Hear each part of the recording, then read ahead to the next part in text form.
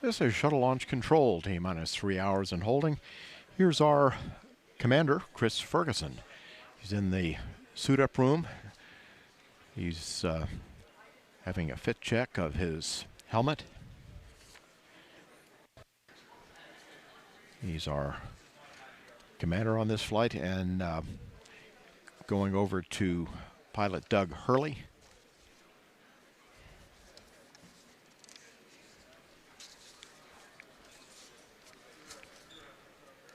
This is his second trip into space.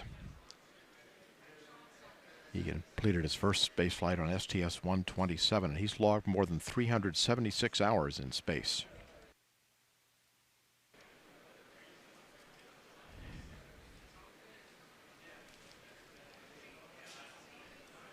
And here is Mission Specialist number 1, Sandy Magnus. This is her third space flight. She spent more than 4 months in space aboard the International Space Station.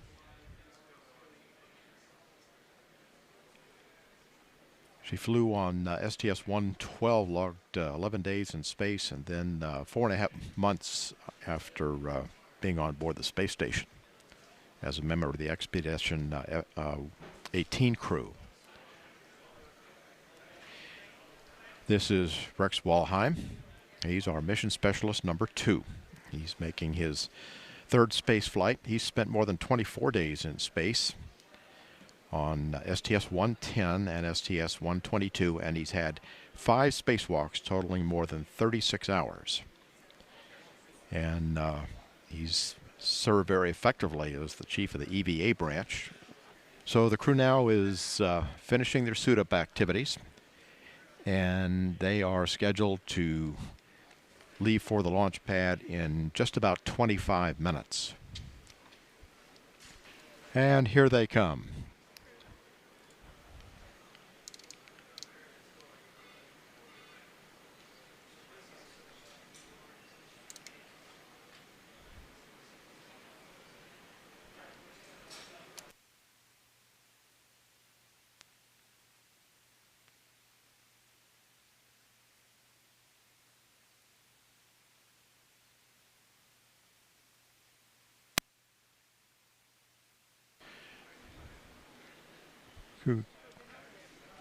Crew going down the elevator where they'll be greeted by employees from Kennedy Space Center and members of the news media. This is the same elevator that's been used by the astronauts ever since Apollo.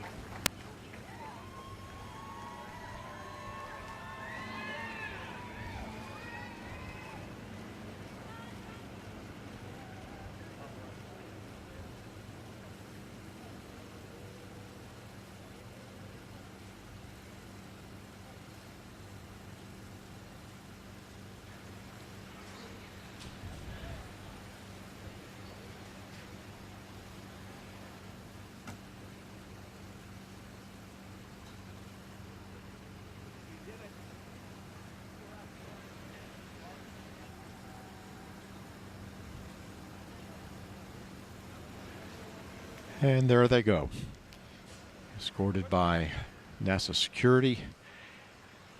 Also be a helicopter flying overhead.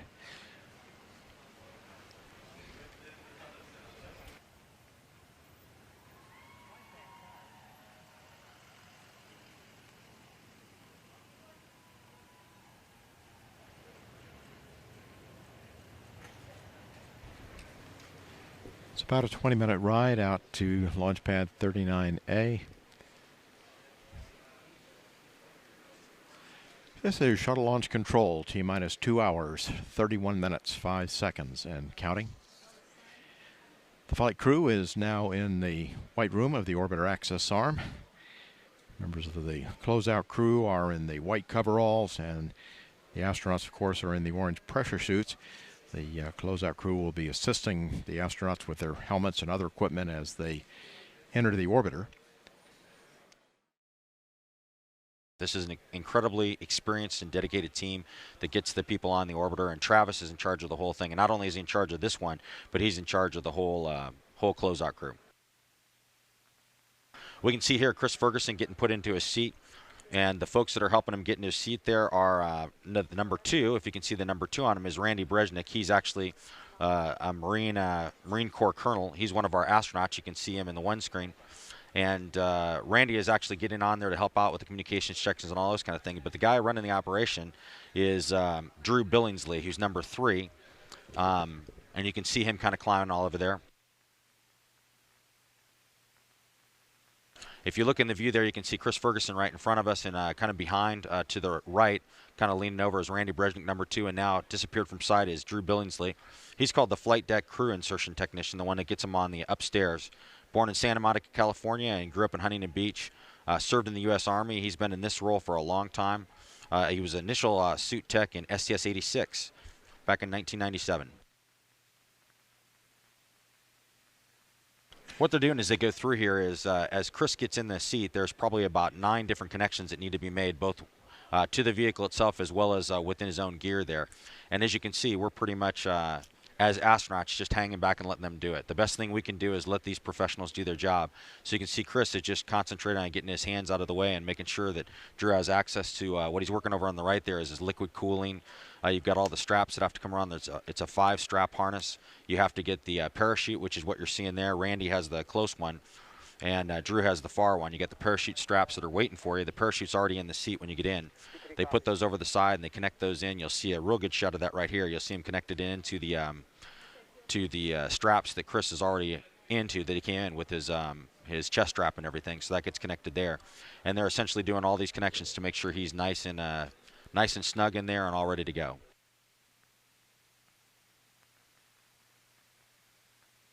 So you talk about the 2 guys in there. Drew is this will be his 11th mission. I'm trying to remember Randy.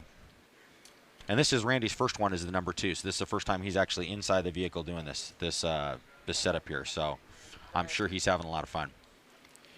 And this looks like Doug Hurley. Yes, it'll be Doug Hurley going in, Marine Colonel. He is flying as the pilot on this flight. This is his 2nd flight. Flew a few years ago on 127.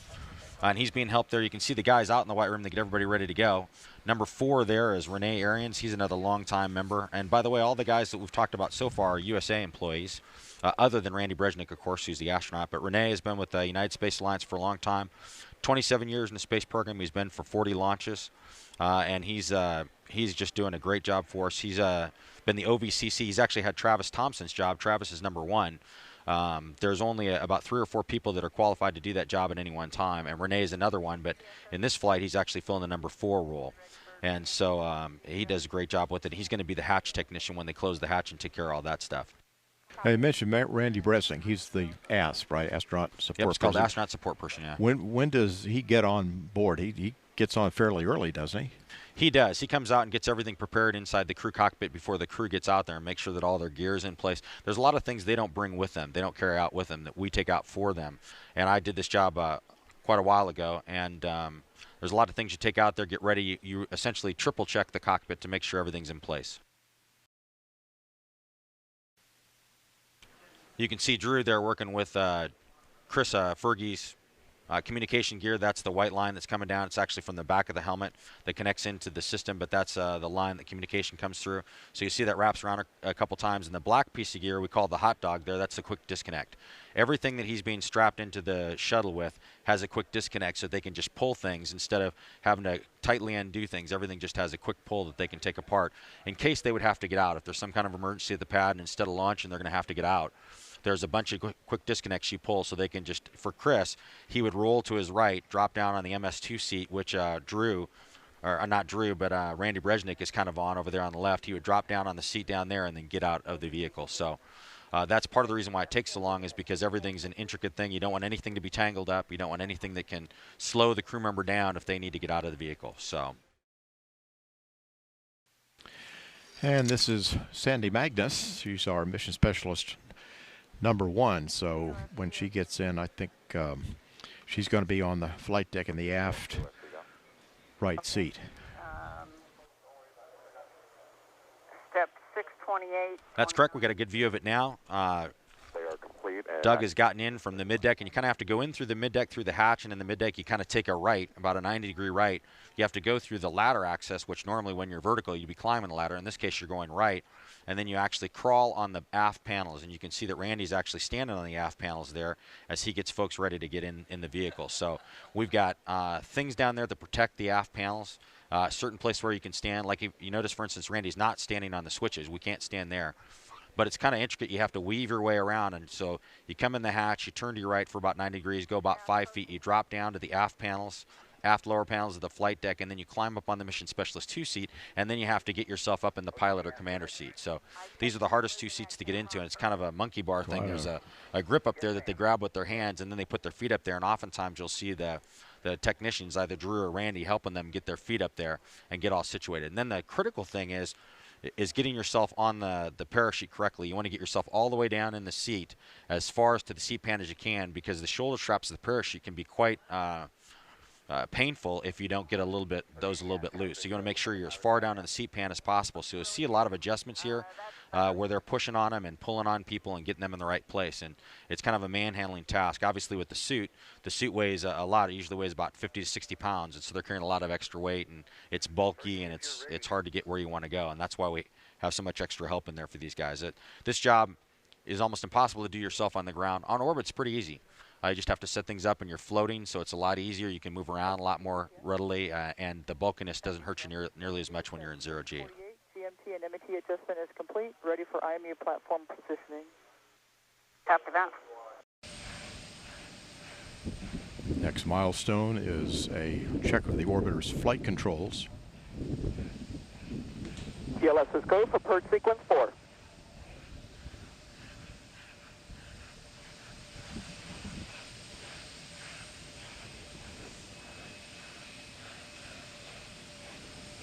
And there will be a steering check of Atlantis's 3 main engines.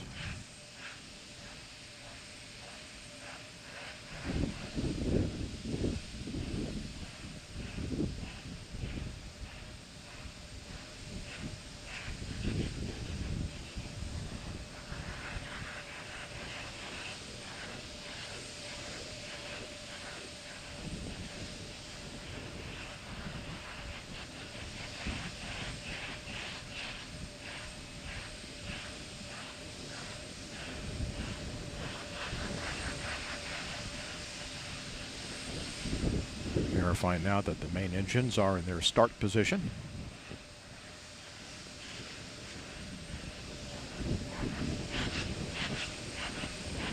TLS is go for ET LO2 pressurization. Starting now the retraction of the gaseous oxygen vent arm, the vent hood.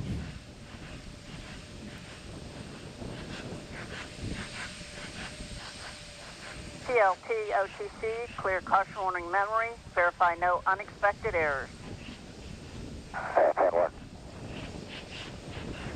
Fuel cells going to internal. External tank camera being activated at this time. OTC, PLT, no unexpected errors. Copy that.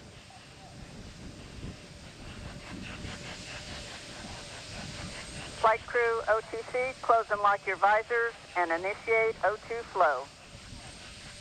That's in work. T-minus 2 minutes. TLS is go for ET LH2 pressurization. Solid rocket booster camera is being activated.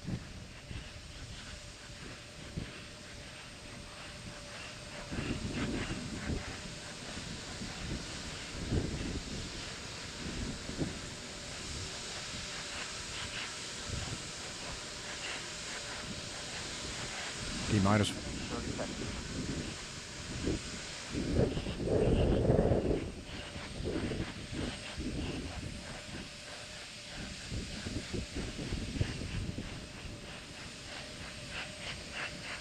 sound suppression water system is being armed.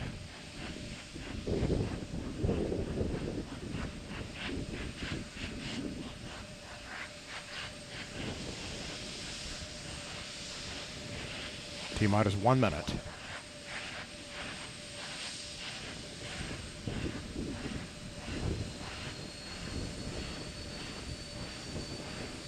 But oxygen and liquid hydrogen fill and drain valves are closed.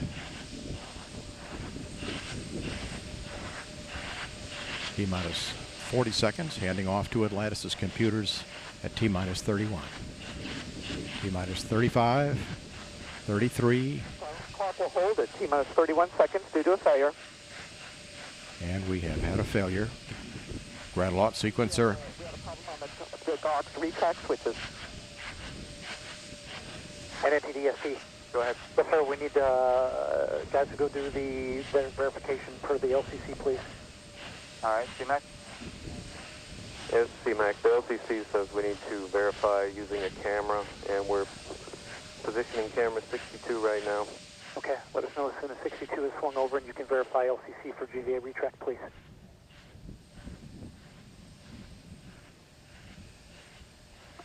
And all personnel, we're holding here at 31 seconds while we get a verification that the GVA has fully retracted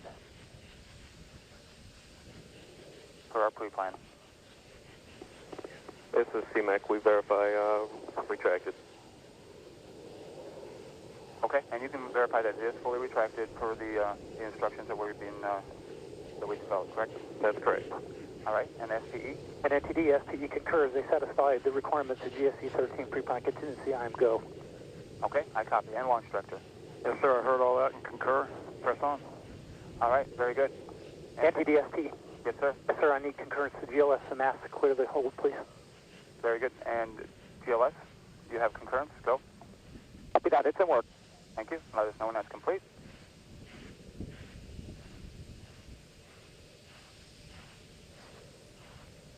NTD, we have it in work. All right, guidance.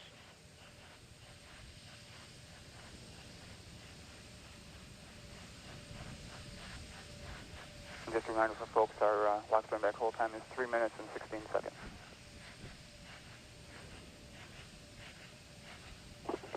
NTD, CTLS on 212. We're ready to go. All right, very good. And launch director, with that cleanup, we're going to go ahead and proceed. Yes, sir. Please do. All right, and all personnel, we are going to pick up the clock here momentarily. And GLS, you can resume the clock on your mark. Copy that. Countdown clock will resume on my mark. 3, 2, 1, mark. T-minus Go for auto sequence start. handoff to Atlantis' computers has occurred. Solid rocket booster nozzle steering check and work. 20. Firing chain is armed. 15. Go for main engine start. T-minus 10, 9, 8, 7, 6, 5. All three engines up and burning. 2, 1, 0, and liftoff. The final liftoff of Atlantis on the shoulders of the space shuttle. America will continue the dream. Program, Houston. Roger roll, Atlantis. Houston now controlling the flight of Atlantis. The space shuttle spreads its wings one final time for the start of a sentimental journey into history. 24 seconds into the flight, roll program complete. Atlantis now heads down, wings level on the proper alignment for its 8.5-minute ride to orbit. 4.5 million pounds of hardware and humans taking aim on the International Space Station. 40 seconds into the flight, the 3 liquid fuel main engines throttling back to 72% of rated performance in the bucket, reducing stress on the shuttle as it goes transonic for the final time. Engines now revving up, standing by for the throttle up call.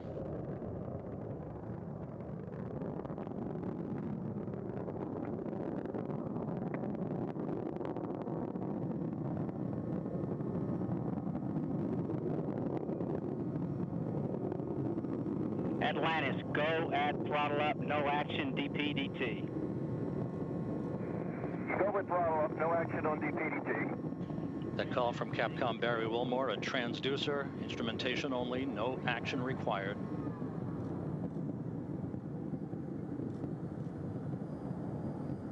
Atlantis now 15 miles in altitude, already 16 miles downrange from the Kennedy Space Center, 1 minute 40 seconds into the flight. Atlantis flexing its muscles one final time.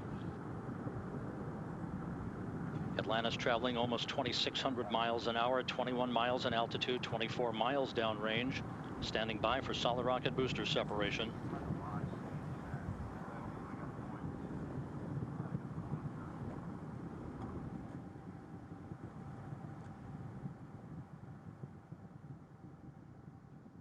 Booster officer confirms staging a good solid rocket booster separation.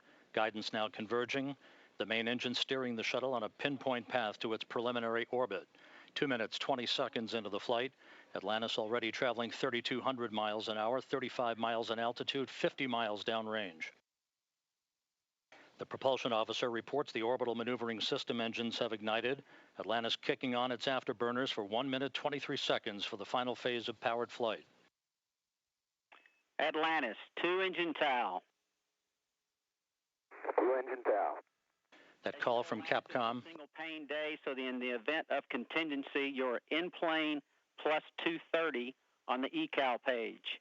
No com VIs when you're ready to copy. Okay, in plane plus 230, go ahead. Press to ATO, 10.8.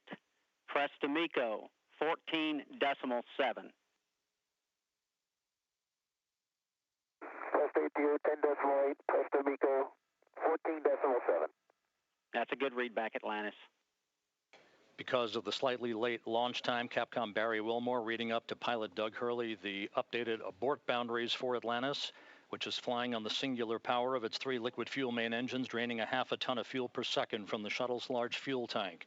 3.5 minutes into the flight, Atlantis traveling 4,200 miles an hour, 54 miles in altitude, already 120 miles downrange from the Kennedy Space Center.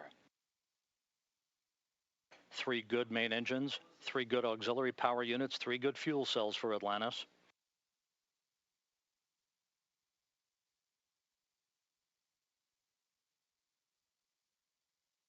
Atlantis, negative return. Negative return.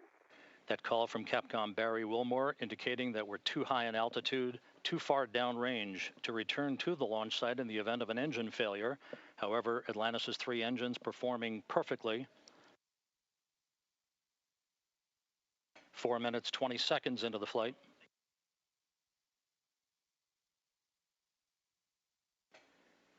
Atlantis currently traveling 5,500 miles an hour, 62 miles in altitude, almost 200 miles downrange. 4 minutes of powered flight remaining. Atlantis speeding straight as an arrow toward its date with the International Space Station Sunday morning.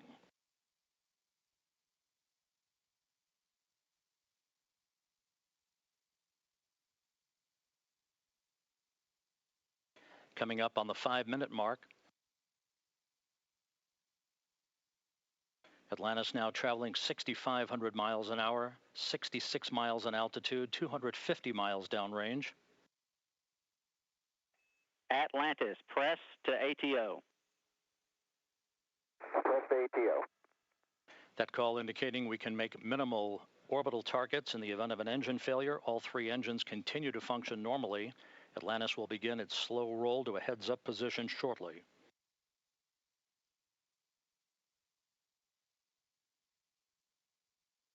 Five and a half minutes into the flight, Atlantis traveling 7,700 miles an hour, 315 miles downrange. Atlantis, single engine, ops 3. Single engine, ops 3.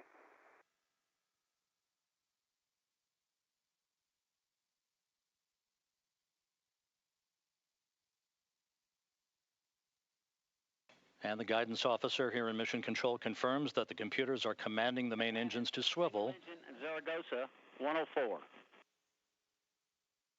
Single engine Zaragoza 104. We've rolled to a heads-up position now, providing better communications to the tracking and data relay satellite system as Atlantis heads uphill. 6 minutes, 20 seconds into the flight. Atlantis, press to MECO. Press to MECO. That call indicates that we can make our normal orbital cutoff targets in the event of an engine failure. However, all 3 main engines continue to function normally. Nominal. Fergie, go the plus X, go the pitch. Nominal shutdown plan. Go for the plus X, go for the pitch. That call indicating that we will be in good shape for the orientation of Atlantis for external tank photography following main engine cutoff. Now 7 minutes into the flight.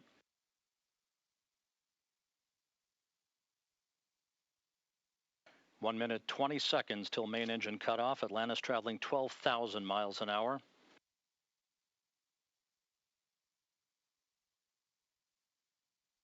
The main engines will soon be throttling down once again to limit the stress on the shuttle and its 4 crew members to that of 3 times the effective gravity.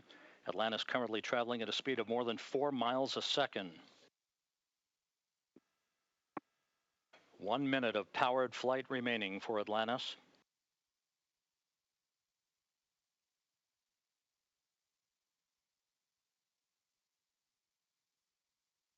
Three good main engines, 3 good auxiliary power units, 3 good fuel cells. Approaching the 8-minute mark into the flight. Atlantis now traveling more than 15,000 miles an hour.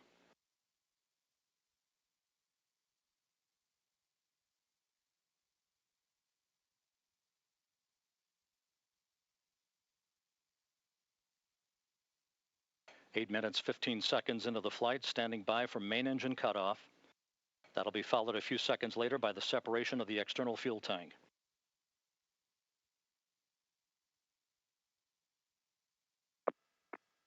Booster officer confirms main engine cutoff. For the last time, the space shuttle's main engines have fallen silent as the shuttle slips into the final chapter of a storied 30-year adventure. Now standing by for external tank separation.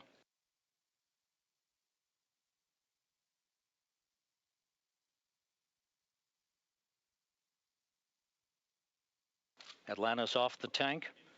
Commander Chris Ferguson will be maneuvering Atlantis now into an orientation to enable Sandy Magnus to capture digital still imagery of the external fuel tank as it drifts away. So OMS 1 is not required. Your preliminary OMS 2 TIG, 37 minutes. 37 minutes. No OMS 1 required. Thanks.